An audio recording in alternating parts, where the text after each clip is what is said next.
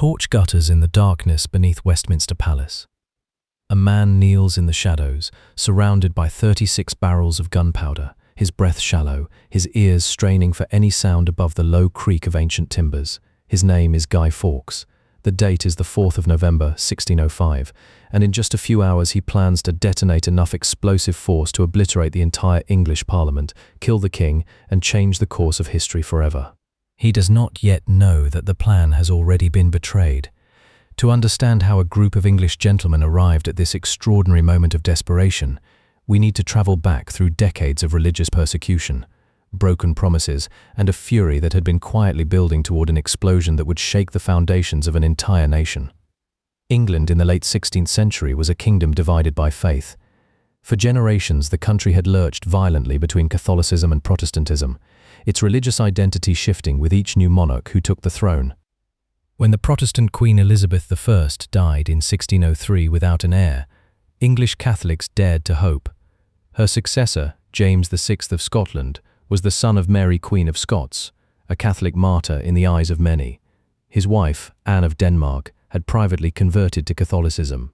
Surely, the hopeful whispered to one another in secret, this new king would bring relief to the thousands of English Catholics who had spent decades worshipping in hidden rooms, paying heavy fines for refusing to attend Protestant church services, and watching their priests hunted down and executed like criminals. Those hopes were shattered almost immediately. James, eager to consolidate his new kingdom and wary of appearing too lenient on a faith that many of his Protestant subjects associated with foreign enemies and papal treachery, did little to ease Catholic suffering. In fact, he allowed existing penal laws against Catholics to be enforced with renewed vigor. The fines continued. The raids continued. The executions continued. For those Catholics who had waited years for relief, this felt like a betrayal of the deepest kind. And for a small group of men meeting in secret, it felt like a declaration of war. The architect of what would become the most audacious assassination plot in English history was not Guy Fawkes. That distinction belongs to a man named Robert Catesby, and understanding Catesby is essential to understanding everything that followed. Catesby was, by all accounts, a man of extraordinary personal magnetism. Tall, handsome, and possessed of a charisma that drew people to him almost against their better judgment, he was also a man who had suffered deeply for his faith. He had been fined ruinously for his Catholicism, forced to sell part of his family estate to pay the penalties imposed upon him. He had watched friends imprisoned and priests martyred, and somewhere in the crucible of that suffering, Catesby had arrived at a conclusion that most of his fellow Catholics, however aggrieved, had not. He believed that the only path to Catholic liberation in England was through violence, not the quiet violence of an assassination, but something far more dramatic, far more total. Something that would not merely remove one king, but would decapitate the entire Protestant establishment in a single, shattering moment. His plan was breathtaking in its ambition and terrifying in its logic. When Parliament opened in November 1605, King James would be present. So would his eldest son Henry, heir to the throne.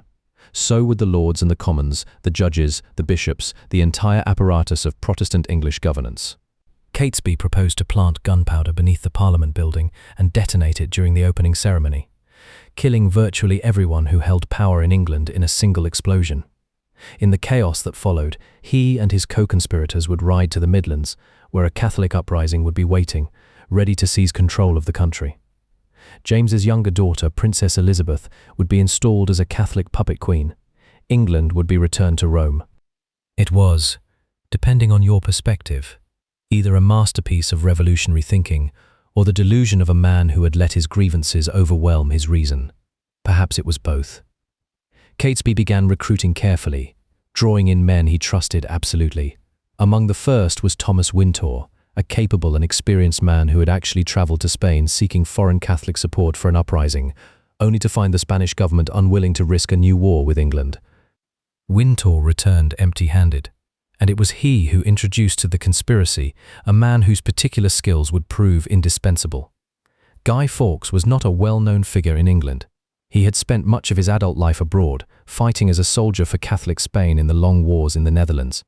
He was a man of considerable courage, described by those who knew him as calm under pressure, disciplined, and deeply committed to the Catholic cause.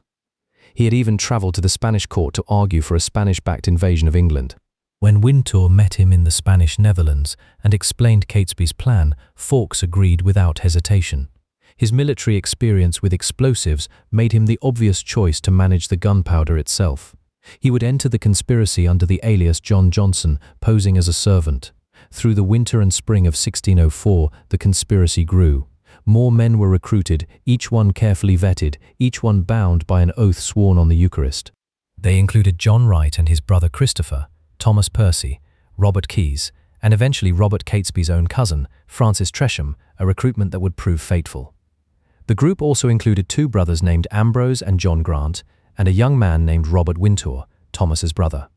The practical challenge of the plot was immense. The conspirators needed to get gunpowder beneath the Parliament building, which was not a simple matter. Their first plan was to dig a tunnel from a nearby house, an exhausting and dangerous project that consumed months of effort. The conspirators took turns with the digging, their hands raw, their backs aching, working in near silence beneath the streets of Westminster. Then, in what seemed like a stroke of extraordinary luck, a ground-floor undercroft directly beneath the House of Lords became available for rent. Thomas Percy, who had connections at court, secured the lease. The tunnel was abandoned. The barrels could be moved in directly. Through the spring and summer of 1605, the gunpowder was transported to the undercroft in stages, hidden beneath piles of coal and firewood. 36 barrels in total, enough explosive force to reduce the Parliament building to rubble and shatter windows across a wide radius. Fawkes, as the man with the most experience handling such materials, oversaw the storage. He was meticulous, careful, and utterly committed to the task. But conspiracies have a way of developing their own fatal weight. The more people who know a secret, the heavier it becomes. And by the late summer of 1605, approximately 13 men were party to the plot. Some of them had Catholic friends and relatives who would be in Parliament on the day of the explosion. The question of innocent Catholic victims began to trouble the conspirators. Catesby argued that some collateral deaths were the inevitable price of liberation. Not everyone was convinced. This tension reached its breaking point in late October 1605, when an anonymous letter was delivered to William Parker, Lord Monteagle, a Catholic nobleman with connections to several of the conspirators. The letter warned him not to attend Parliament on the 5th of November, speaking cryptically of a terrible blow that would be struck that day. Monteagle, whatever his private sympathies, made the decision that would save the English government. He took the letter directly to Robert Cecil, the Earl of Salisbury, the King's chief minister. Cecil was one of the most capable political operators in English history. A small, physically frail man whose mind was as sharp as a blade and whose instincts for political survival were almost supernatural. He read the letter carefully. He showed it to the king. James, who had a particular horror of assassination, having survived several plots against his own life, immediately grasped its significance. A search of the Parliament building was ordered. Back in the conspiracy, word of the Monteagle letter had reached the plotters almost immediately. Several of them urged abandonment. The discovery of the letter meant the authorities were alerted. The plan was compromised. Thomas Wintour rode to Westminster to assess the situation and returned with the news that the undercroft had been checked and found undisturbed. The coal and firewood had concealed the barrels. Incredibly, Catesby decided to press forward. They were so close. The opening of Parliament was just days away. He could not bring himself to stop. Guy Fawkes returned to the undercroft on the night of the 4th of November to make his final preparations. He carried a slow-burning fuse, designed to give him enough time to escape to a boat waiting on the Thames before the explosion. He had been in that dark space many times before, but that night must have felt different. The weight of what was about to happen, the scale of it, the irreversibility of it, pressed down with the same cold certainty as the stone ceiling above his head. He did not know that a second search had been ordered. In the early hours of the 5th of November, a party of men led by Sir Thomas Canivet, a justice of the peace, descended into the undercroft. They found the coal and firewood. They found the man calling himself John Johnson standing guard, and when they looked more carefully, they found the barrels. Fawkes was seized. He did not resist. In the chaos of the arrest, he maintained his alias and refused to reveal anything. Even as he was taken to the Tower of London, even as the full weight of what he had been caught doing became clear to his captors, he remained composed. When asked his name, he reportedly said it was John Johnson. When asked his purpose, he said he had intended to blow the Scottish king and his companions back to Scotland. There was, by some accounts, a dark and almost theatrical defiance in his manner, as though he had already accepted that this was how his story would end. The king himself is said to have been both terrified and fascinated by Fawkes. James authorized the use of torture, carefully graduated from lesser to greater degrees, to extract the names of the other conspirators. It took 2 days of increasingly severe treatment before Fawkes began to break. His signature on the confession documents tells its own story. The first is a barely legible scrawl, the hand of a man in agony. By the time he had revealed the names of his fellow conspirators, the signature had become steadier, the signature of a man who had passed through something and come out the other side. But by then, the other conspirators had already sealed their own fates. When news of Fawkes' arrest spread, the remaining plotters fled London in a desperate ride northward toward the Midlands, where they had hoped to launch their Catholic uprising. Catesby refused to accept that everything was lost. Even now, he pushed forward, trying to rally support among Catholic gentry who, when confronted with the reality of what had happened, wanted nothing to do with him. The uprising never materialized. The Catholic community, far from rising in support of the conspirators, largely recoiled in horror. The fugitives gathered at Holberthay House in Staffordshire, exhausted, hunted, and running out of options. In a grim piece of irony that almost defies belief, they had brought with them a quantity of gunpowder that had gotten wet during the flight north. Someone, in a decision of almost suicidal recklessness, spread it before a fire to dry. The powder ignited. Several of the conspirators were badly burned, including Catesby himself. It was as though the plot had turned on its architects. On the 8th of November, government forces surrounded Holberthay House. In the confrontation that followed, Robert Catesby, Thomas Percy, and the 2 Wright brothers were shot. Catesby, by one account, was found dying, clutching a picture of the Virgin Mary. The man who had conceived one of the most ambitious plots in English history died in a ditch, far from the transformed Catholic England he had dreamed of. The surviving conspirators were captured, tried, and condemned. The trials were, in truth, little more than formalities. The evidence was overwhelming. The outcome never in doubt. In January 1606, the surviving plotters were executed in the traditional manner reserved for traitors, a process that was deliberately public and deliberately terrible, designed as a demonstration of what happened to those who raised their hands against the king and the state. Guy Fawkes was among the last to be executed on the 31st of January. Even at the very end, he managed a final act of defiance. Weakened by his time in the Tower, he nonetheless climbed the scaffold and then, before the executioner could carry out the full sentence, threw himself from the platform, breaking his neck and dying quickly. Whether this was a final gesture of control over his own fate, or simply the act of a man too exhausted and broken to endure more, no one can say with certainty. But it has lodged itself in the popular imagination as somehow characteristic of the man, a last refusal to be entirely at the mercy of his enemies. The aftermath of the Gunpowder Plot reshaped English political and religious life in ways that would echo for centuries. In the immediate term, it triggered a fresh wave of anti-Catholic legislation. New oaths were introduced, new restrictions imposed. The Catholic community in England, already suffering, found itself even more deeply associated in the Protestant public mind with treachery, foreign influence, and existential threat. The plot had not liberated English Catholics. It had made their situation significantly worse. Robert Cecil, the Earl of Salisbury, emerged from the crisis with his power and reputation enhanced. There have always been historians who have looked at the Gunpowder Plot with a certain skepticism, noting how extraordinarily convenient it was for Cecil and the Protestant establishment, how perfectly it served to discredit Catholics and strengthen the government's hand. Some have suggested that Cecil knew about the plot earlier than he admitted, that he allowed it to develop to a certain point before intervening, maximizing the political benefit. These theories have never been proven, and the evidence remains circumstantial.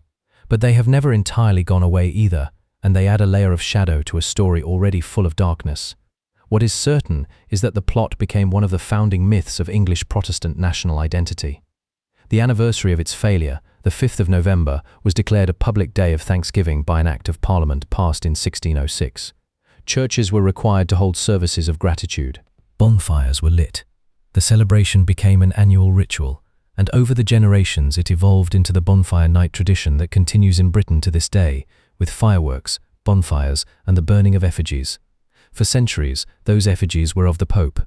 In more recent times, they have more often been of Guy Fawkes himself, a strange evolution that has gradually transformed a man who died for his cause into something closer to a folk anti-hero.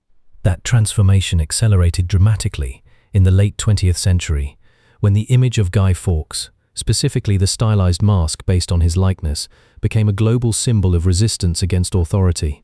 Adopted by protest movements and hackers and dissidents around the world, the mask has traveled an almost unimaginable distance from its origins in a dark undercroft beneath Westminster, in the desperate faith of a man who believed that the world could be remade through a single, devastating act.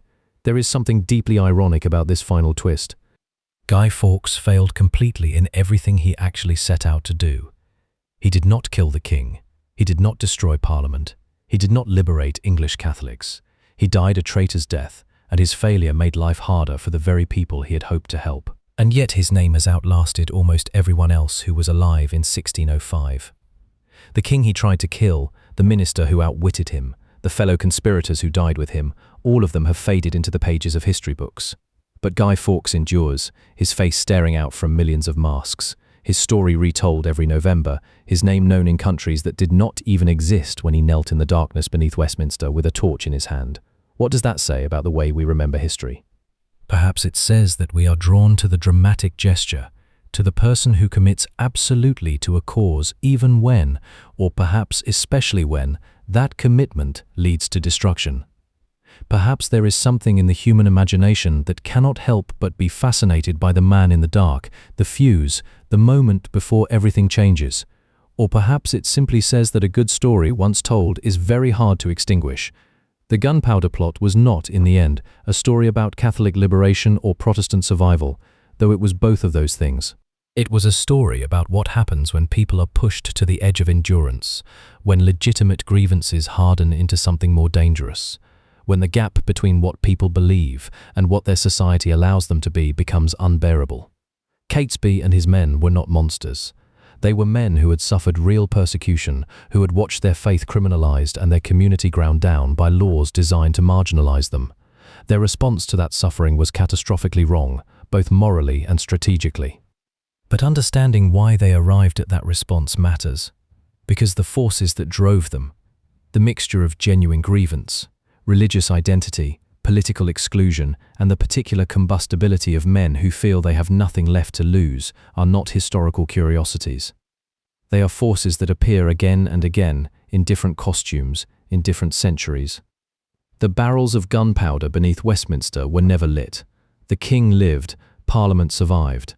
The Protestant establishment endured, but the story of why those barrels were placed there, of the years of suffering and broken hope that preceded that November night, is a story that has never really stopped being told, because it is a story about something that never really stops happening. Guy Fawkes knelt in the dark beneath the Palace of Kings, and he believed with everything he had that what he was about to do was righteous. He was wrong, but he was not nothing. And 4 centuries later, in a world he could not have imagined, his face looks out from masks worn by people who have never heard of Robert Catesby or the penal laws against Catholics or the opening of the English Parliament in 1605. They wear it because it has come to mean something else entirely. That is perhaps the strangest and most enduring explosion of all. If this story of faith, desperation, and one of history's most audacious conspiracies captured your imagination, consider subscribing so you never miss another journey into the moments that shaped our world. There are dozens of stories just like this one waiting for you here, each one pulling back the curtain on the hidden dramas that made history. Leave a comment below telling us what you think really drove Guy Fawkes and his companions. Was it faith, desperation, or something else entirely? And if you want to keep going right now, the next video is already waiting for you. But to truly understand the legacy of the Gunpowder Plot, we need to look more carefully at the world it created in the decades and centuries that followed, because the reverberations of that November night did not simply fade with the smoke from the bonfires. They shaped English law, English identity, and English foreign policy in ways that would take generations to fully unfold. In the immediate years after 1605, the English government moved with considerable efficiency to transform the failed plot into a permanent piece of national mythology. Pamphlets were printed and distributed. Sermons were preached from pulpits across the country.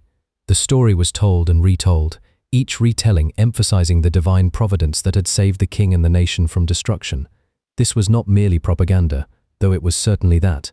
It reflected a genuine and widespread sense of relief, a feeling that England had stood at the edge of an abyss and been pulled back by something beyond ordinary human intervention. James himself wrote about the plot extensively, fascinated by the theological dimensions of his narrow escape. He saw his survival as proof of God's favor, a conviction that reinforced his already considerable belief in the divine right of kings. For English Catholics, the years following the plot were among the darkest in a long series of dark years. The oath of allegiance introduced in 1606 was designed to force Catholics to choose explicitly between loyalty to the Pope and loyalty to the English crown. Many Catholics, desperate to demonstrate that their faith did not make them traitors, signed the oath. Others refused, seeing it as a compromise of their spiritual integrity. The Catholic community fractured under the pressure, divided between those who sought accommodation with Protestant England and those who maintained an uncompromising resistance. This division weakened Catholic advocacy for decades, leaving the community more isolated and more vulnerable than it had been even before the plot. The figure of the Jesuit priest Father Henry Garnet deserves particular attention in this story because his fate illuminates one of the most troubling aspects of the entire affair. Garnet was the superior of the Jesuit mission in England, a man who had spent years operating in the shadows, moving from safe house to safe house, ministering to Catholic families at enormous personal risk. He had known, through the seal of confession, that some kind of violent plot was being contemplated. Bound by the absolute confidentiality of the confessional, he could not reveal what he knew. He did, however, write to Rome urging that Catholics be counseled against any violent action. It was not enough to save him. After the plot was discovered, Garnet was arrested, tried, and executed in May 1606. His death was deeply felt by English Catholics, who regarded him as a martyr. To the Protestant establishment, his execution was proof that the Jesuit order was at the heart of the conspiracy. The truth, as is so often the case, was considerably more complicated than either side was willing to acknowledge. What is remarkable, looking back across 4 centuries, is how the Gunpowder Plot managed to simultaneously confirm every fear that English Protestants had about Catholics and every grievance that English Catholics had about their Protestant rulers. Each side looked at the same events and saw their worst suspicions vindicated. This mutual reinforcement of fear and hostility would poison English religious relations for generations, contributing to the tensions that would eventually erupt in the Civil War of the 1640s, the Glorious Revolution of 1688, and the long, slow process of Catholic emancipation that would not be completed until 1829, more than 200 years after Guy Fawkes stood in the dark with his torch. That timeline is worth pausing over. 200 years. 2 centuries of legal discrimination, of Catholics barred from voting, from holding public office, from attending universities, from serving in the military, all of it justified in part by the memory of what a small group of desperate men had attempted in 1605. The plot that was supposed to liberate English Catholics instead provided the emotional and political fuel for their continued oppression across generations that had nothing whatsoever to do with gunpowder or undercrofts or the opening of Parliament. There is a lesson in that which goes beyond the specific history of English Catholicism. Acts of political violence, even failed ones, have consequences that ripple outward in ways their perpetrators cannot predict or control. Catesby believed he was striking a blow for liberation.